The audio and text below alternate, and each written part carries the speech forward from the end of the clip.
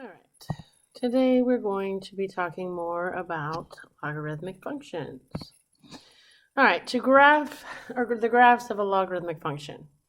A logarithmic function is the inverse of an exponential function. So all you have to do is get the exponential function's ordered pairs and reverse them, and you will have the logarithmic function.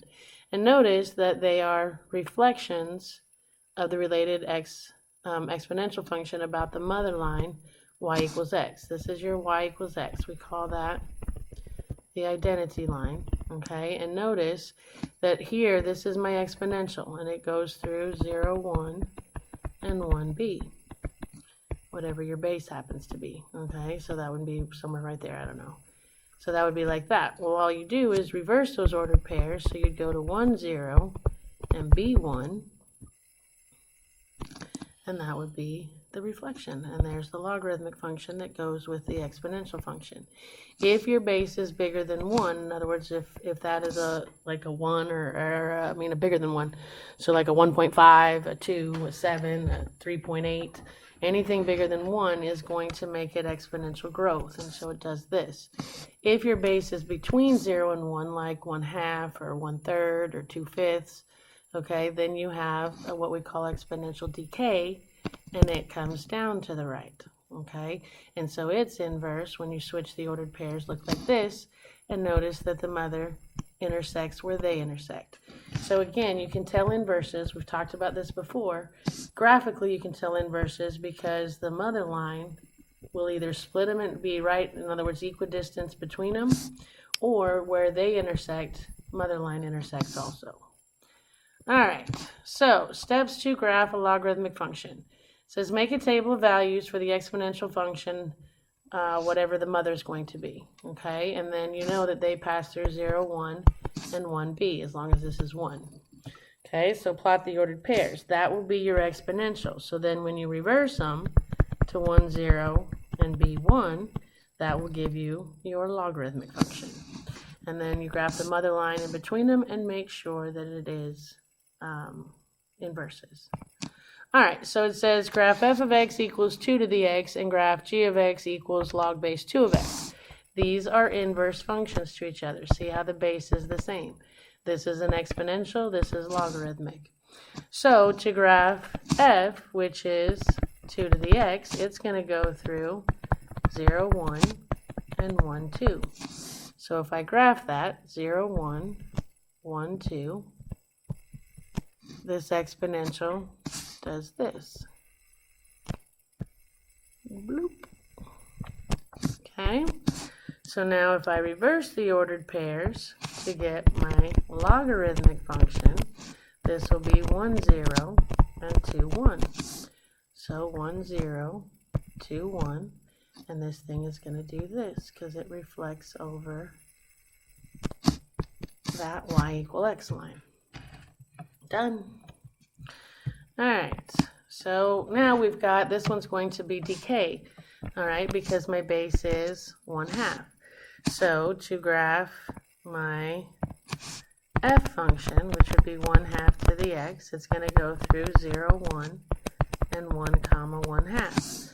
So 0, 1, 1, 1/2, 1, 1/2. This thing is going to do this because it's decay. Okay, so then if we do g of x is log base 1/2 of x, which means you switch again, these are inverses because the bases match. So this is going to go through 1, 0, and 1/2, 1. So if I graph those, 1, 0, and 1/2, 1, and that's going to do this,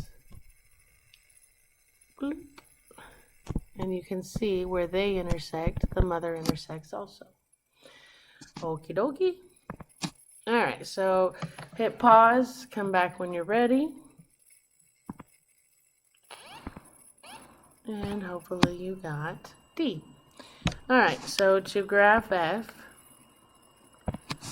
which is 5 to the x, that's going to go through 0, 1, and and 1, 5. So if I plot that, 0, 1, 1, 5, there's the exponential. So to get my logarithm, which would be log base 5 of x, I switch the ordered pairs. 1, 0, 5, 1. 1, 0, 5, 1. Connect those, and again, you can see mother in the middle. You actually could have decided this without even doing the ordered pairs, because you can tell those aren't inverses, those aren't inverses, and those aren't inverses. You can tell because if you graphed mother line, you don't get the right picture. Alright, so characteristics of logarithmic functions of the form f of x equals log base b of x. The domain of the logarithmic function consists of all positive real numbers 0 to infinity. The range is going to be negative infinity to infinity.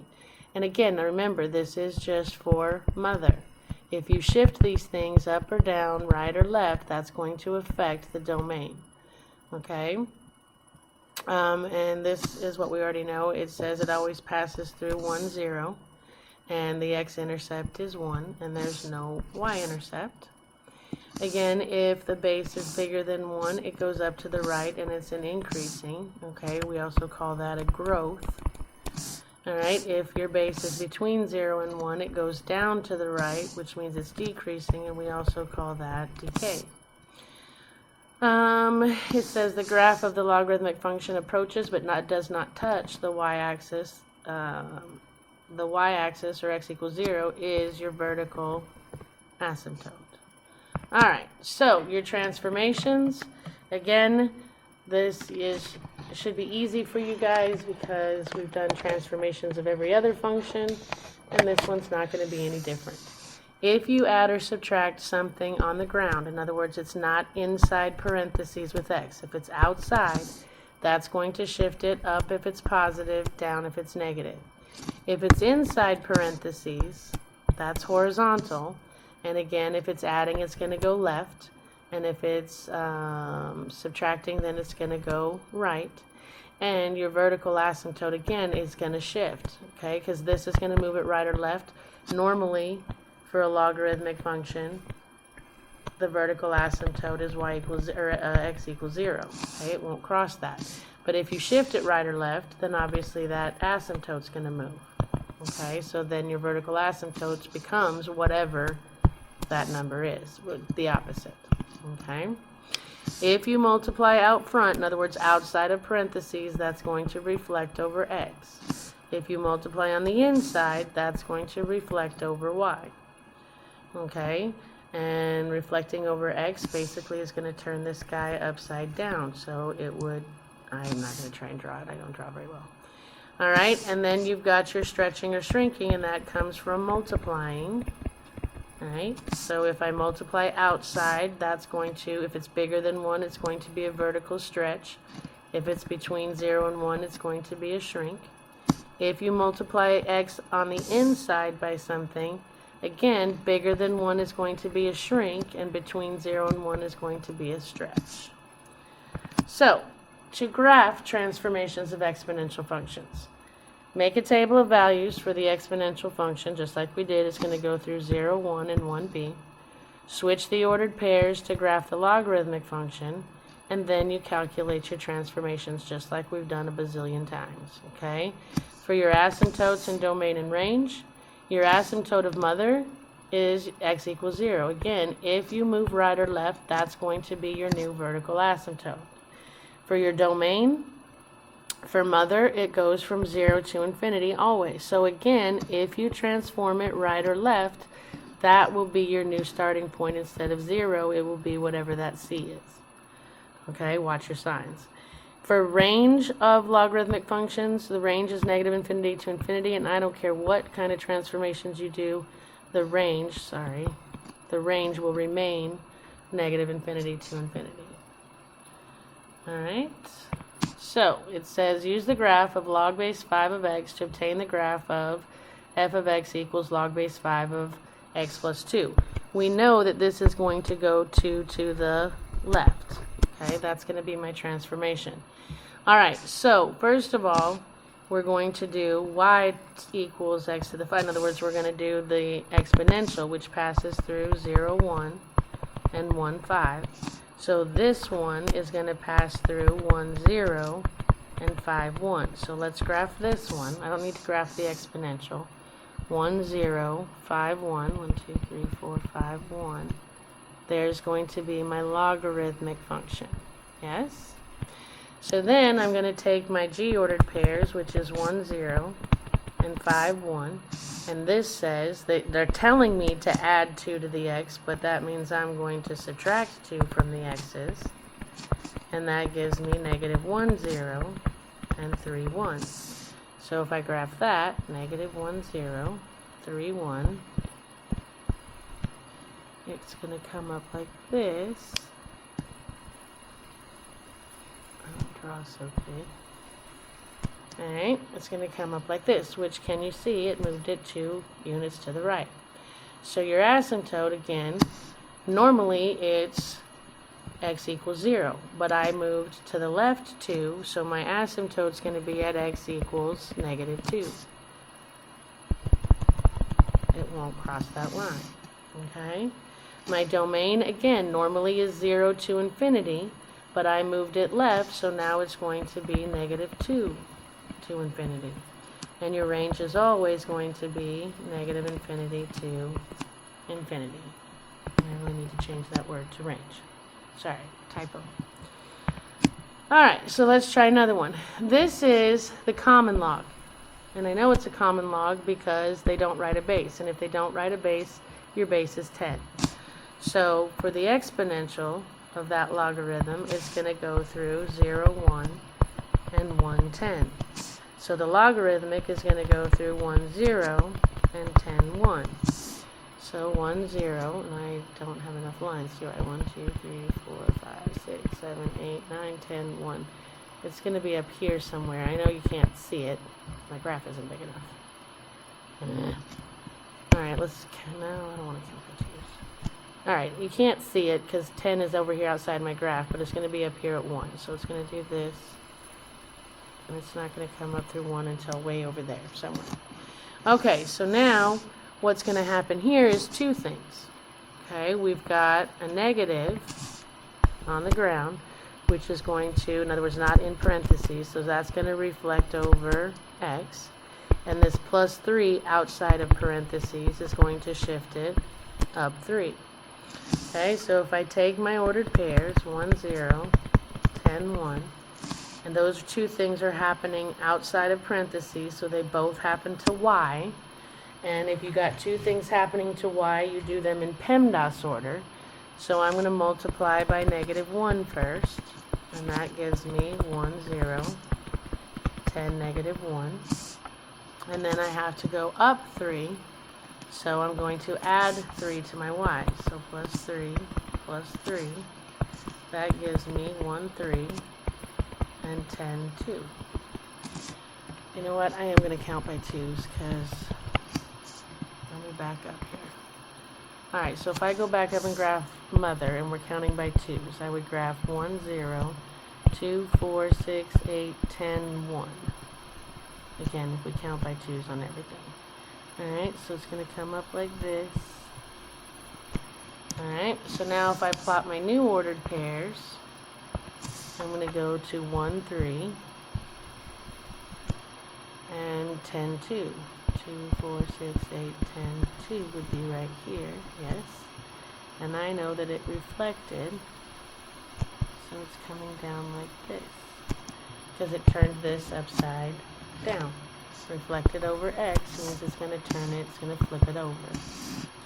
Okay, so my asymptote, I did not shift right or left, so my asymptote remains x equals 0. My domain, again, I didn't shift right or left, so my domain remains 0 to infinity. And range, I don't care what you do, is going to be negative infinity to infinity. Alrighty? Alright, hit pause. Come back when you're ready. And hopefully you got B. Alright, so if I do log base 4 of x, okay, if you guys remember, the exponential goes through 0, 1, and 1, 4. So the log is going to go through 1, 0, 4, 1. And this says we're going to do a vertical stretch that's outside of parentheses, and they're saying multiply the y's by 2. So if I multiply the y's by 2, I get 1, 0, and 4, 2. 1, 0, 1, 2, 3, 4, 1, 2 is right there. This one doesn't even go through 1, 0. This goes through 1, 0, but it doesn't go through 4, 2. This one would be a shrink. This one doesn't even go through 0, 1. That one would be shifting to the left. Okay? Alrighty. So you do this one. Hit pause. Come back when you're ready. And hopefully you got D. Alright, let's look at what's going to happen. This is going to make it go down 1. Well, if you look at these, I mean, I'm going to do the math, but again, if you look at these, alright, I'm looking for one that shifted. The logarithmic looks like this. I just need one that moves down 1. This one moved to the right. This one moved to the left. This one turned upside down. It's got to be D. But let's do the math. Alright, the exponential to this would be 0, 1, 1, 3. So the logarithmic ordered pairs would be 1, 0, and 3, 1. And this says subtract 1 from the y's. So if I subtract 1 from the y's, I get 1, negative 1, 3, 0. 1, negative 1, 3, 0. There you go. Alright. I'm graphing transformations of the natural log function. The natural log function, again, the exponential, in other words, the inverse to the natural log is e to the x, because the base of natural log is e. So the exponential would be that base to that degree. And then, again, just like exponentials, they always pass through 0, 1, and 1 base. But in this case, your base is e, so it passes through 1e, which is approximately 2.72. You switch them, so the natural log function will go through 1, 0, and 2.721. Okay, so then that would be your natural log ordered pairs. Calculate the transformations and plot them, and you're done. The asymptotes and domain and range for the natural log work just like they do for the common log. Okay, your vertical asymptote 0 unless you shift right or left. Your domain is 0 to infinity unless you shift right or left. And I don't care what you do to the function, the range will remain negative infinity to infinity. Alright, so it says use the graph of the natural log x to obtain the graph of negative 3 minus the natural log of x. Well, again, for the natural log of x, exponential would go through 0, 1, and 1, 2.72. So the natural log function is going to go through 1, 0, and 2.721. So now my transformations, everything is outside. That negative 3 is going to move it down 3. This negative times that the natural log is going to reflect over x. So this thing is going to turn upside down and go down 3. Alright, so if I plot the natural log, 1, 0, 2.721 is about right there. So it comes up like this and goes like that. It's a little bit steeper than the common log. Alright, so we take those ordered pairs, 1, 0, 2.721, and we're going to do these operations. There's 2 of them. Both of them are happening to y because they're outside of parentheses, so we have to do PEMDAS order, so we multiply first and then subtract. So the first thing I'm going to do is multiply my y's by negative 1, and that gives me 1, 0, 2.72, negative 1. Then I'm going to move down 3, so I'm going to subtract 3 from the y's. That gives me 1, negative 3, and 2.72, negative 4. So if I plot those ordered pairs, 1, negative 3, 2.72, 1, 2, 3, 4, about right there. And this thing is going to do this. Oops. No, it's not.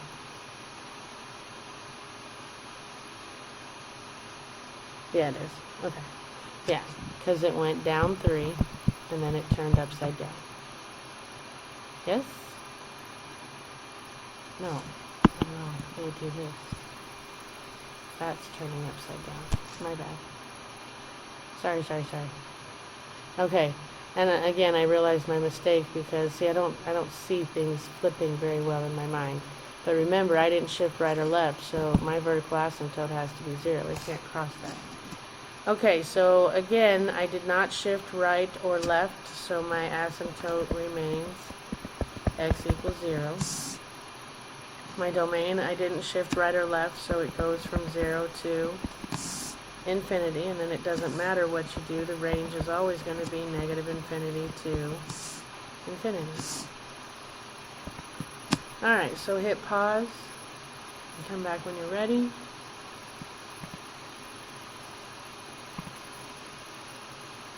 And hopefully you got D.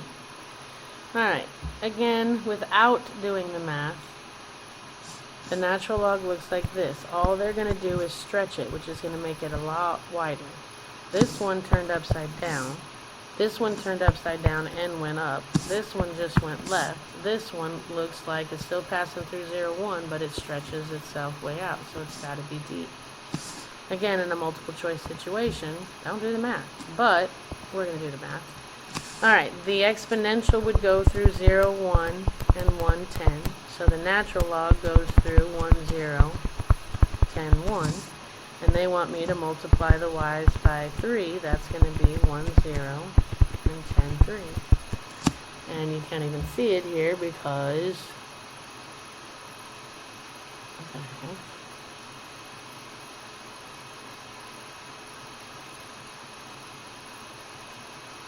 Yeah, multiplied by 3. 10, 3. I should have stretched that much. I don't know what that's doing there. I think they stretched that a little bit much. Anyway. Alright, so how do you graph a logarithmic function? Well, a logarithmic function is going to go, the exponential would go through 0, 1, and 1b. That would be exponential, so the logarithm goes through 1, 0, and b1. And then how do you transform the graphs? You start with 1, 0, and b1, and you do the transformations in the right order, and then regraph. Alright, so finding the domain of any logarithmic function. Alright, the domain of f of x equals log base b of whatever's inside parentheses consists of all x for which whatever's in parentheses is greater than 0. So what you do is you set whatever's inside parentheses greater than 0 and solve. This will be where your domain will begin or end. You got to be careful there. Some things to remember if the logarithm is more complex. If you're doing something squared or you factor that general trino that has a square in it, if you have to take the square root to solve for x, remember the plus or minus, which is going to affect the domain. What's going to happen if you have to do plus or minus is you're going to end up with something that looks like this. Okay, you're going to end up with this gap situation. And so your domain would be negative infinity to whatever this number is, union whatever this number is to positive infinity. If you're taking the log of a quotient, okay, your boundary comes from both numerator equals 0 and denominator equals 0. And then you literally have to test your points to see where your domain is, okay? And then you can check your points graphically. Go to y equals and type in the function. Make sure you use parentheses or you won't get the right picture. Alright, so it says find the domain of the logarithmic function, log base 7 of x plus 8. To solve algebraically, you set whatever's inside parentheses, which is x plus 8, greater than 0, and I solve it, minus 8, x has to stay greater than, I'm sorry, I don't know why I put 8 there, 0, x has to stay greater than negative 8. That's your domain. My domain is going to be, what that means is, on a number line, negative 8, everything greater than negative 8 is in my domain. So my domain is going to be round brackets, because it doesn't say or equal to, -8 to infinity. Yeah? Now, I can check this graphically. If I go to y equals and I type in, to type in a logarithmic function, what you do is you're going to, when you go to y equals, hit your math key, and you're going to have to scroll down to choice A. Whoa. Sorry, I don't know what just happened there. You're going to have to scroll down to choice, what the heck? You're going to have You're going to have to scroll down to choice A. I can't, it's on top of my things, I can't get it. See the A highlighted down here? Log base. Okay, so you choose choice A, and that will open up. What happens is it'll type, oh, I thought I put that on there. It will type, what the heck is this doing? Sorry. Okay, it will type, it'll put this log, and it'll have a blank here and a blank here.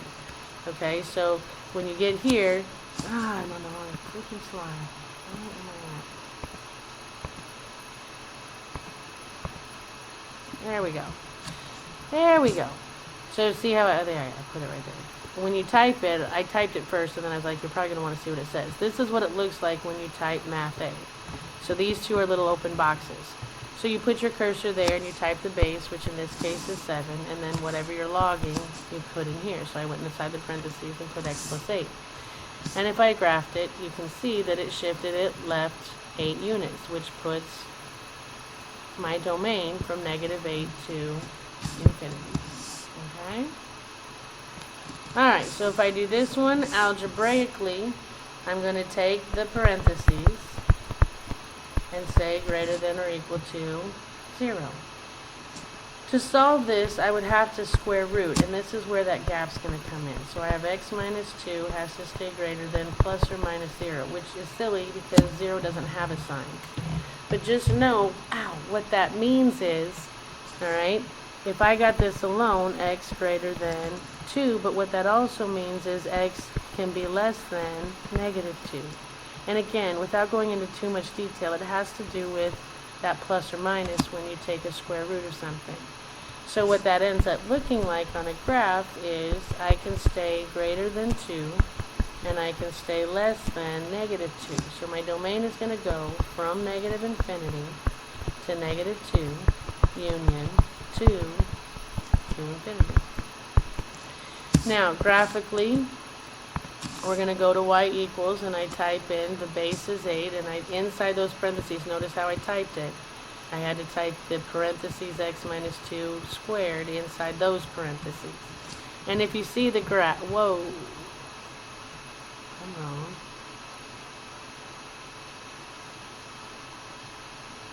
Sorry, I was expecting this. Well, see why it's important to check for your graphs?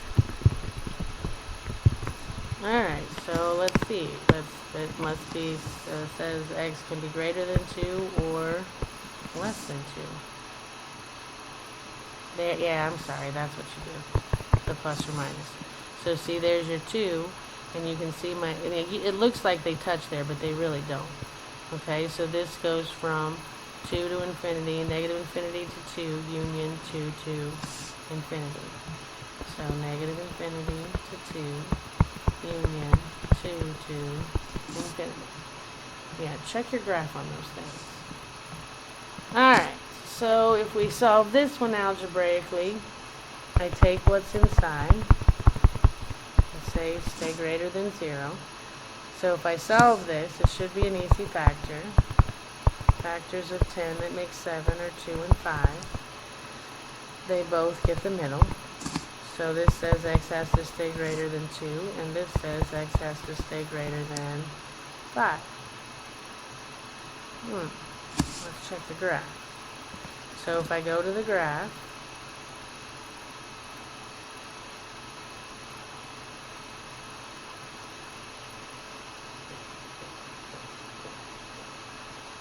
why is this one less than?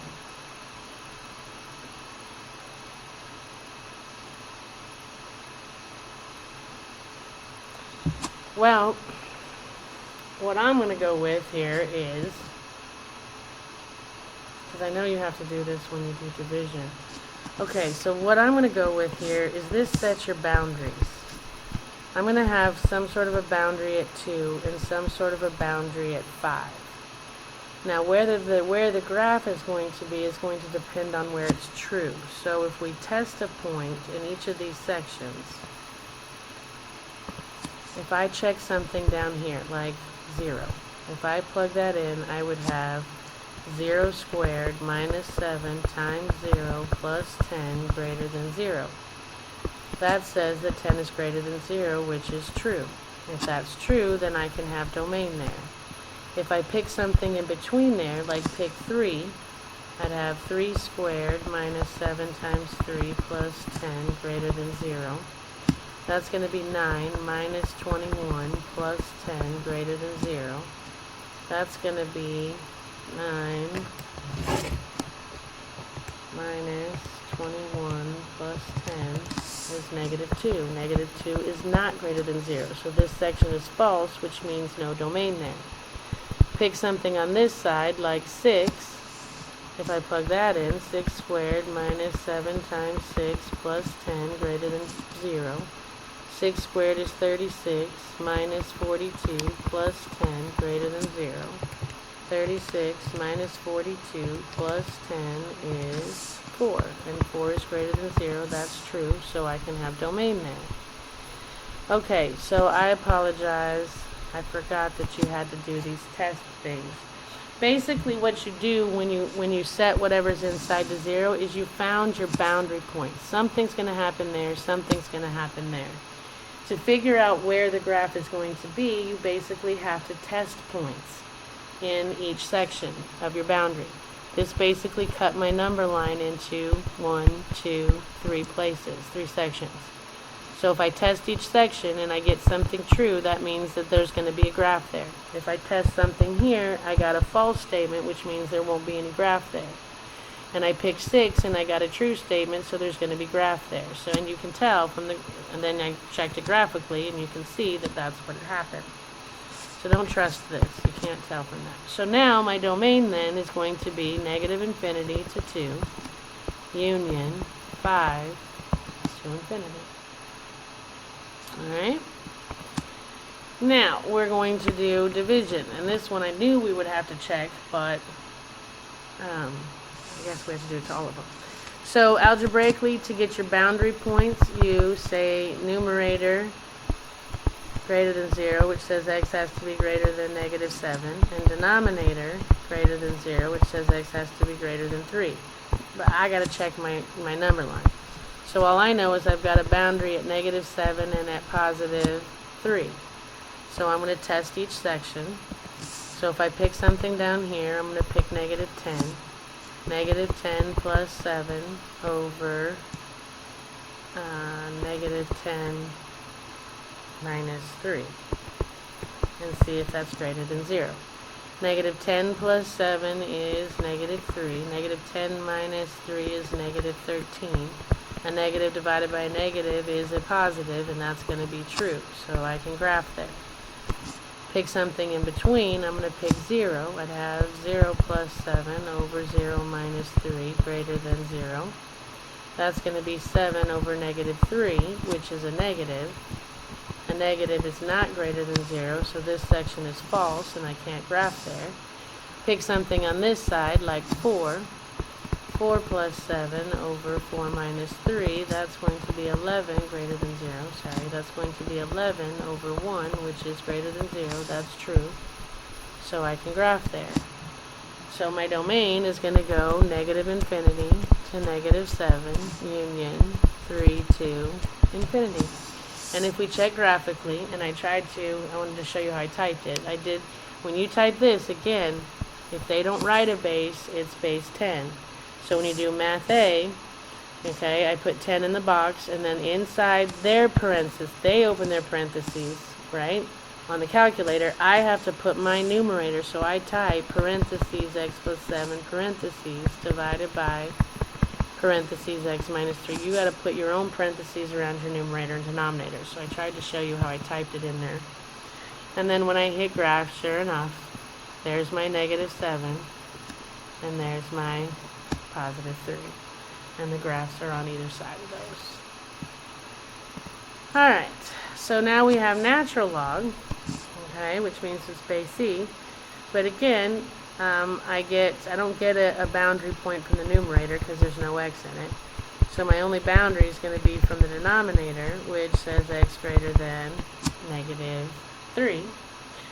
So if I set that on my number line there, okay, I'm going to look at my graph there. If I set -3 up on my number line, if I pick something over here and plug it in, like -5, I have 1 over -5 plus 3 greater than 0. That's 1 over -2 is not greater than 0, so this section is false and I can't graph there.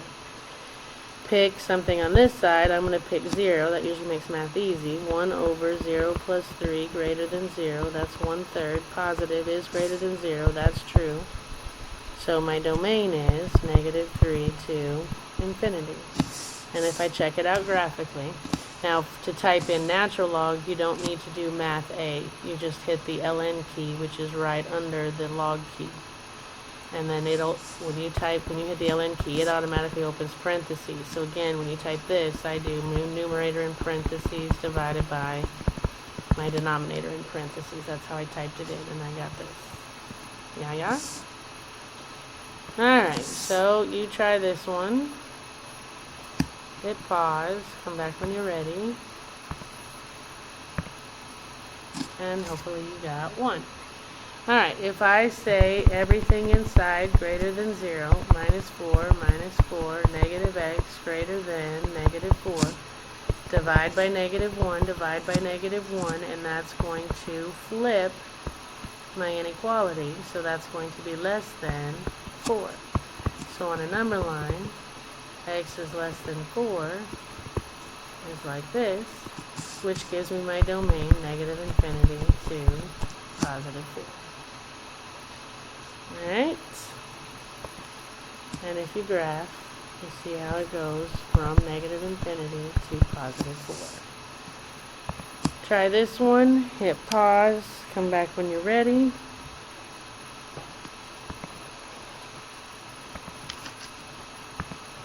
And hopefully you got 4. Sorry. I set what's inside greater than 0. Should be an easy factor. Factors of 36 that make 13 would be 4 and 9. They both get the middle. Again, which just means x greater than 4, x greater than 9, but we can't trust that. Excuse me. So I mark up and I test my number line. If I pick something down here, I'm going to pick 0, that makes life easy. 0 squared minus 13 times 0 plus 36, that's 0. 36 is greater than 0, that's true, so I can graph there. Pick something in between, I think I'll pick 6, so I have 6 squared minus 13 times 6 plus 36, is that greater than 0? Well, that's 36. 13 times 6 is -78 plus 36 greater than 0. 36 minus 78 plus 36 is -6, which is not greater than 0. That's false, so I can't color there. Pick something bigger, I'll pick 10. 10 squared minus 13 times 10 plus 36 greater than 0. That's 100. Minus 130 plus 36. That's going to be 6 greater than 0, which is true, so I can graph there, which means my domain goes from -infinity to 4, union 9 to infinity. And if I check the graph, and sure enough, there it is. Okay. Alright, do this one, hit pause, come back when you're ready. And hopefully you got 4. Again, my boundary points there, I'm going to have x plus 3 greater than 0, so -3, x minus 9 greater than 0, so 9. Again, I can't really trust those. I just have to test. So I've got a -3 and a +9. I'm going to test something down here. So let's do -4. -4 plus 3, -4 minus 9. That's going to be -1 over -13. That's a positive, so that's true. I can graph it. Pick something in between. 0 plus 3, 0 minus 9 greater than 0. That's 3 over -9. A positive divided by a negative is a negative, which is not bigger than 0, so that section is false. And, oops, sorry, I didn't do that yet. Pick something on this side. Let's pick 10. I'd have 10 plus 3 over 10 minus 9. That's 13 over 1, which is positive, so this section is true, and I can graph that. Which makes my domain go from -infinity to -3, union 9 to infinity. And if you look at the picture, there you go, it's there and there. There's your -3, there's your +9. Yeah? Alright, so how do you find the domain of a logarithmic function? Well, your domain is basically going to be your C value, like if you shift it right or left, to infinity. Yeah? Or if it reflects, it might be the other way. You just have to be careful. Okay? Alright, so we're at homework, which means we are done. Happy homeworking, and I'll see you next time.